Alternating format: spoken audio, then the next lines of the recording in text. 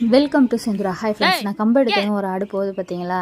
இந்த ஆடை ஏன் நான் விரட்டி விட்றேன்னா, அந்த ஆடு உள்ளுல வந்து இந்த தீனி திங்க ஆரம்பிச்சிங்கன்னா இங்கே நிற்கிற எல்லா ஆடுமே தலைதறிக்க ஓட ஆரம்பிச்சிடும். ஏன்னா அந்தளவுக்கு அவங்க ரொம்ப டெரரான ஆள். எந்த அளவுக்கு ஹைட் அண்ட் வெயிட்டாக ஜெய்ஜாண்டிக்காக இருக்கிறாங்களோ அந்தளவுக்கு ரொம்ப மோசமான ஆடு. மற்ற ஆடுங்களை முட்டி தள்ளும். ஒரு கிடாவை முட்டி ரொம்ப தூரம் போய் விழுந்துடுச்சு. ஒரு 5 மினிட்ஸ் அது வந்து எந்திரிக்கவே இல்லை. அந்த அளவுக்கு ரொம்ப மோசமான ஆடு. அது உள்ளார வந்தாலே சில ஆடெல்லாம் எப்போ சாமி என்ன ஆளை விட்டுருங்கடாங்கிற மாதிரி ஓட ஆரம்பிச்சிடும்.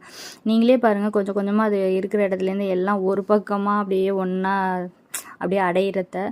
ஏன்னா அது மேய்ஞ்சிக்கிட்டே இருக்கும். திடீர்னு அதுக்கு என்ன தோணும் தெரியல, டக்குன்னு முட்டி தள்ளும். ஏன்னா அதுக்கு வந்து பார்த்திங்களா சொல்லிக்கிட்டே இருக்கு. அதே மாதிரி தான் இந்த மாதிரி நம்ம ஆடு எடுக்கும்போது சில ஆடுகள் வந்து இந்த மாதிரி அமையும். இதனால் நமக்கு லாஸ் தான் அதிகமாகும். ஏன் அப்படின்னு பார்த்தீங்கன்னா, இது முட்டுறதுனால, செத ஆடுகளை முட்டுறதுனால வயிற்றில் உள்ள குட்டிங்கெலாம் இறந்துடும் நம்ம பண்ணையிலேயே